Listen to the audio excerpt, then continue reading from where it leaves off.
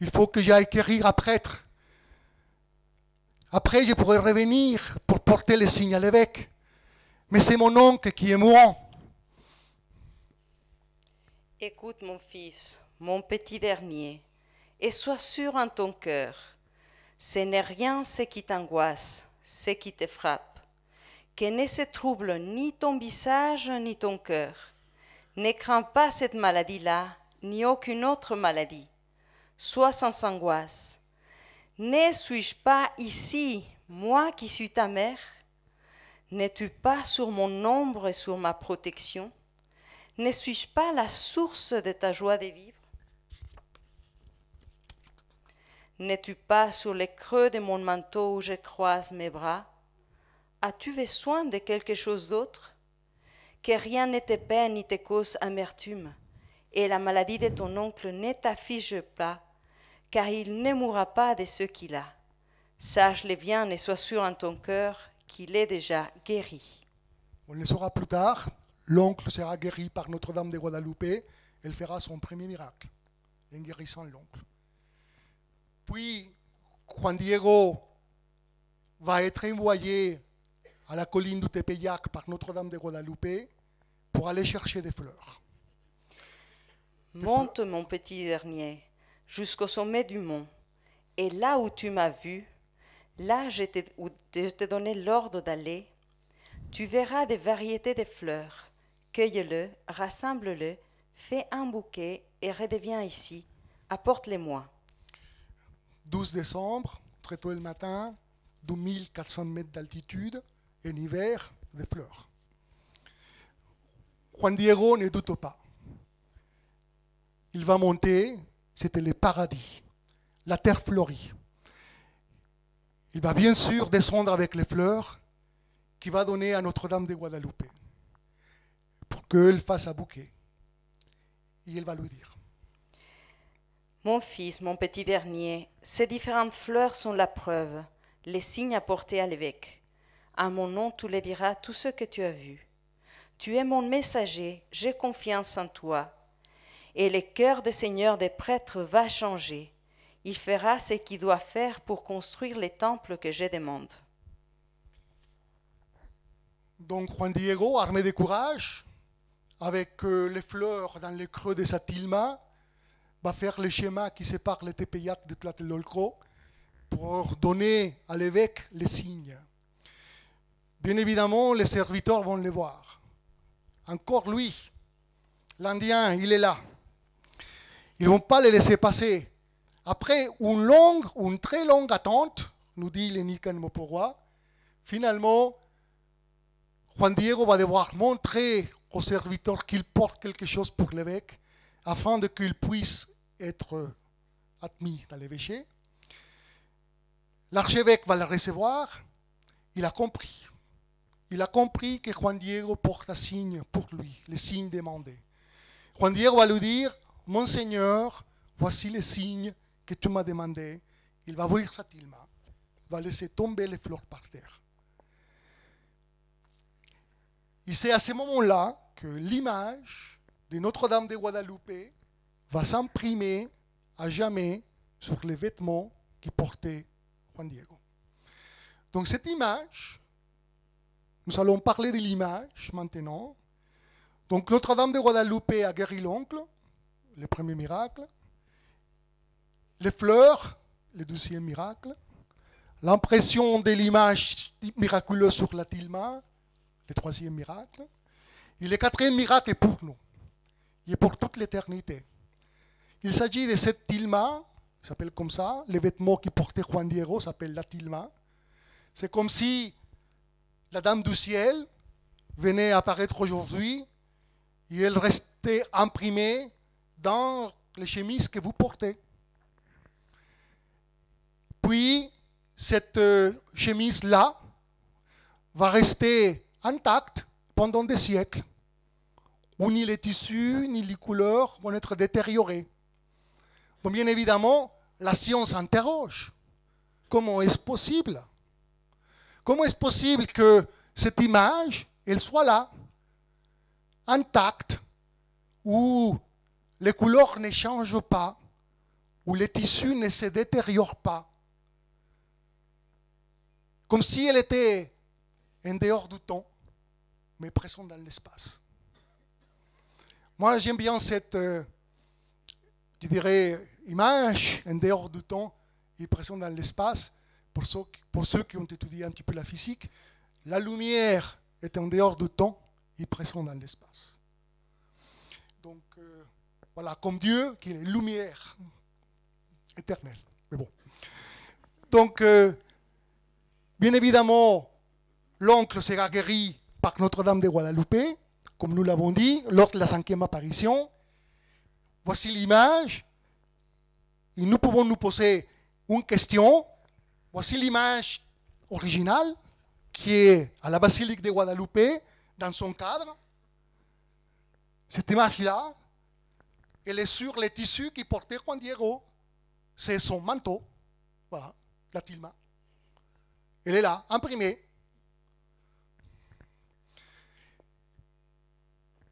Nous pouvons tous nous poser la question, l'image est une peinture, ou bien une image n'est pas faite de madame, à l'instar du Sanctuaire. Je pense qu'à la fin de la conférence, vous aurez assez d'éléments pour pouvoir répondre à cette question par vous-même. Donc, seulement pour vous donner quelques éléments, pour que vous compreniez, voici ce que c'était une tilma. Donc, un arbre, ixoatl, qui était utilisé pour les Aztèques, pour tisser. Voici une dame qui aujourd'hui fait le métier de tissage de nos jours, avec l'outil à tisser qu'utilisaient les femmes aztèques à l'époque. Voici les codex aztèques qui nous montraient comment ils faisaient. Donc c'était un tissu d'une rugosité donc, impressionnante, avec des trous partout. Alors que la tilma sur laquelle s'est imprimée Notre-Dame de Guadalupe, elle n'a pas été préparée pour peindre sur elle. Normalement, un peintre, quand il va peindre un tissu pareil, il va préparer les tissus pour que la peinture puisse rester. Alors que sur Notre-Dame de Guadalupe, sur l'image, il n'y a aucune préparation préalable. L'image est posée, imprimée sur les tissus, comme si les couleurs faisaient partie du tissu lui-même. Puis, pendant plus de 100 ans, cette petite maison de Dieu dans la plaine qu'elle voulait, qui fut construite très vite, parce que la dernière apparition a eu lieu le 12 décembre 1531, et la petite maison de Dieu était déjà debout le 26 décembre de la même année. C'est là où Juan Diego va passer le restant de sa vie, jusqu'à sa mort en 1548. 17 ans. Lui, il va être le premier pèlerin, le premier évangélisateur autochtone. C'est grâce à son témoignage et grâce à l'image, c'est que les premiers, ou un grand nombre d'Aztèques se sont convertis. Puis, elle va rester là, posée, encadrée, dans sa cadre, mais sans protection, pendant plus d'un siècle. Imaginez les Indiens qui venaient la toucher, la vénérer, qui éclairaient des cierges, dans une atmosphère qui était salpêtreuse, parce que le Tepeyac était au bord du lac Texcoco. Pour ceux qui connaissent un petit peu le lac Texcoco, je ne sais pas. Donc c'est un lac d'eau salée. C'était un lac d'eau salée, donc on a des témoignages des personnes qui se disaient que l'atmosphère salpêtreuse de Texcoco donc, était très nocive pour les métaux. Alors il s'agit de la tilma qui n'a pas été détériorée. Puis on voit une photo par les versos, qui est celle-ci, qui nous montre comment les couleurs traversent les tissus, comme s'ils faisaient partie de lui-même. En 1647, on va la déplacer, parce qu'un premier sanctuaire va avoir lieu, et puis on va mettre un vitre de protection cette fois-ci. Il sera toujours là. Mais il y a eu beaucoup d'études scientifiques qui se sont faites au XVIIe, au XVIIIe, au XIXe. Donc, mais nous allons sauter tout de suite au XXe siècle.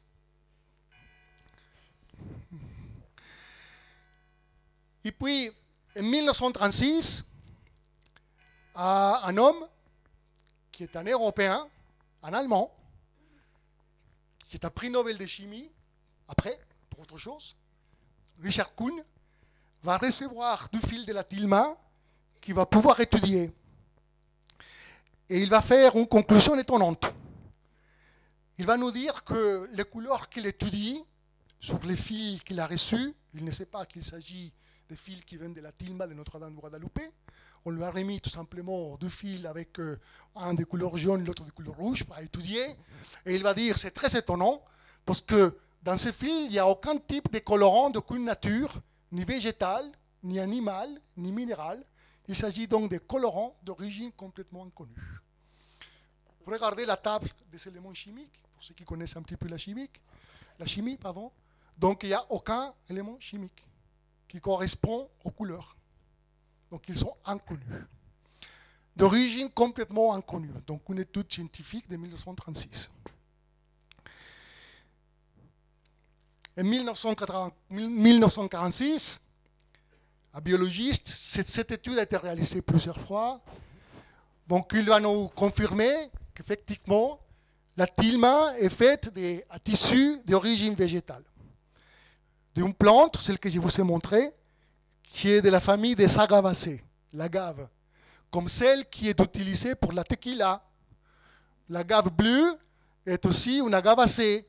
C'est un cactus, mais duquel on va extraire la tequila. Ici, ce n'est pas le cas. Ici, c'est une agave popotulée. Et il va nous dire, monsieur, que cette plante, plutôt que ce tissu, il a une durée de vie moyenne de 20 ans. La durée de vie moyenne de cette plante est de 20 ans. Alors que la tilma, où est posée Notre-Dame de Guadalupe, a déjà bientôt, à cette époque, 400 ans, voire plus. Puis, arrêtons-nous un instant pour découvrir un merveilleux aspect de Notre-Dame de Guadalupe. Je vais me servir des paroles de Jean-Paul II. Jean-Paul II aimait beaucoup Notre-Dame de Guadalupe. Bon, Benoît XVI, le pape François aussi. Pape François, c'est sa patronne. Il est argentin, donc c'est la patronne de toute l'Amérique latine. Mais Jean-Paul II, il a dit Santa Maria de Guadalupe, la parfaite enculturation. Il a converti les Aztèques, on le verra plus tard. C'est une parfaite enculturation. Elle a su s'enculturer dans la culture des Aztèques et des Espagnols de l'époque. Je vous ai préparé un petit extrait pour que vous compreniez la beauté de cette apparition qui était un codex vu par les Aztèques, qui l'ont lu. À l'époque, la langue qui parlait les Aztèques ne s'écrivait pas. Ils parlaient un pictogramme. Et ils savaient lire ces pictogrammes. Et Notre-Dame de Guadalupe, vous voyez les ornements que sont sur sa robe, les étoiles, etc. C'est un pictogramme qui a parlé la langue aztèque pour qu'ils comprennent les messages. Il va annoncer la venue du vrai Dieu. C'est vrai Dieu qu'elle a annoncé à Juan Diego dans les Nicalmopora. Vous n'avez pas peut-être fait attention, mais lorsque Gabriela a lu les paroles de la première apparition, elle a dit « Je suis la mère de Théocle, Dieu ». Donc, elle est la mère de Dieu. Et elle annonce la venue du vrai Dieu, celui qu'ils attendaient, qui devait revenir pour rétablir l'ordre cosmique. Donc, c'est une dame, c'est une femme qui est enceinte. Notre-Dame de Guadalupe est enceinte. Et on le sait parce qu'elle porte un ruban noir à la ceinture, signe de grossesse pour les femmes aztèques. Elle est vierge parce qu'elle n'a pas de tresse. Dans les cheveux, ne portent pas de tresses. Donc les femmes aztèques, quand elles s'étaient mariées, qu'elles n'étaient plus vierges, portaient des tresses. Les autres, elles avaient les cheveux lisses, comme elle, donc elle est vierge. Elle est une princesse qui vient du ciel et elle est enceinte. De qui? Du vrai Dieu, de celui qui donne la vie, donc de Jésus-Christ. Mais elle est enceinte aussi du point de vue aztèque, parce que dans son ventre, il y a un petit signe invisible, ou très peu visible, indiscret, qui est le noirioline, une fleur de la divinité, la plus importante fleur de toutes. mais aussi pour la chrétienté. Elle est enceinte. Parce qu'elle est la Vierge de l'Apocalypse. Si nous lisons Apocalypse 12, 1, 2, qu'est-ce que nous lisons? Un signe grandiose apparu au ciel, une femme, le soleil l'enveloppe, la lune est sous ses pieds, et 12 étoiles couronnent sa tête. Elle est enceinte. Donc elle est enceinte de ce vrai Dieu, tant attendu, pour rétablir l'équilibre cosmique, on va le dire comme ça, pour donner la vérité. Et puis, elle s'est apparue le 12 décembre, on va passer le reste. Donc, elle s'est apparue le 12 décembre, qui était un jour très important pour les Aztèques, ce jour-là, le plus important de toute l'année. Parce que c'était le solstice d'hiver. Est-ce que quelqu'un d'entre vous sait, il y a une piste déjà là, pourquoi le 12 décembre 1531 était le solstice d'hiver? C'est quel jour le solstice d'hiver normalement? Le 21 vendu. Pourquoi le 12 décembre 1531 est tombé le solstice d'hiver? Comment?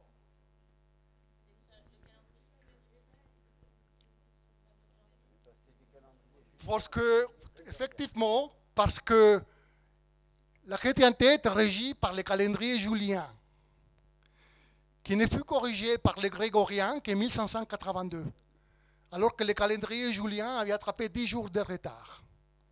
Donc 12 plus 10, ça fait 22. C'est pour ça que je marque calendrier julien. Mais c'est le solstice d'hiver.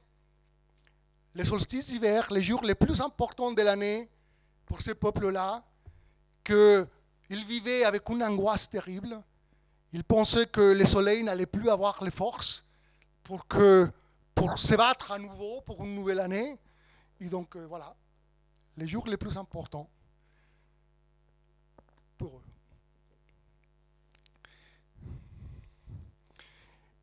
Et là, dans sa robe, ces ornements-là, ce sont des fleurs.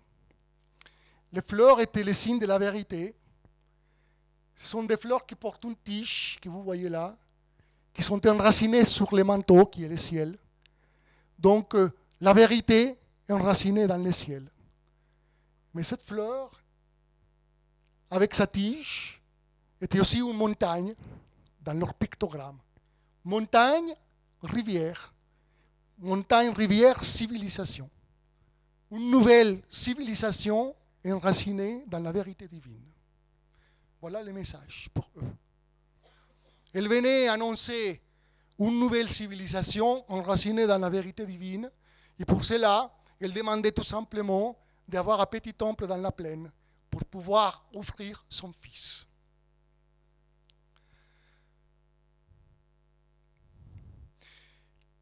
Les Indiens catéchisés, ils voyaient également que dans ses mains, elle porte un cœur. C'est la même fleur qui a la forme de cœur. Et donc, ils avaient compris qu'ils pouvaient désormais venir se recueillir dans les temples pour offrir ces cœurs à ce unique Dieu. Ils n'auront plus besoin de les arracher pour retrouver la paix. Dans l'espace de 8 ans, il y a eu 9 millions de conversions.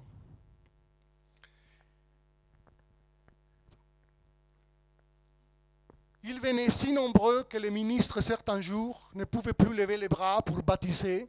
Certains prêtres devaient baptiser chaque jour des milliers d'Indiens, hommes, femmes et enfants. Il y a certains écrits qui nous disent qu'il était arrivé à des prêtres de faire des 5000 baptêmes par jour. 5000 baptêmes par jour. Je pense que c'est la conversion en masse la plus spectaculaire de toute l'histoire de l'Église catholique. 9 millions de conversions dans l'espace de 8 ans. Ce sont des écrits des franciscains. Geronimo de Mendieta avait compté, parce qu'ils s'étaient intéressés pour évangéliser. C'était leur premier devoir, aller évangéliser les terres conquises.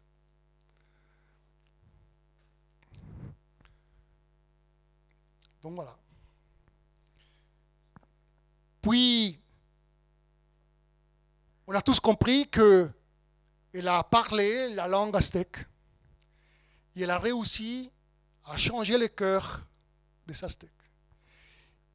Mais elle est présente aujourd'hui également avec nous. Je vais vous donner un petit aspect de sa présence parmi nous. Et le seul message pour nous, aujourd'hui, l'unique et seul message accepté partout, c'est le langage scientifique. Et c'est à travers de la science qu'elle nous parle. Je vais vous faire part une des dernières, je dirais, études sur les étoiles. Et donc, tout naît d'une intuition basée sur ce que je viens de décrire par rapport au codex guadeloupéen. Et donc, des prêtres et des scientifiques aussi se sont posé la question si Notre-Dame de Guadeloupe a parlé avec la vérité à travers des pictogrammes aux Indiens. Ça veut dire que tous les ornements qui sont sur elle doivent porter une vérité. Rien ne doit être au hasard. Ce n'est pas possible que les étoiles soient au hasard si elles portaient une vérité avec les ornements qu'il y a sur la robe.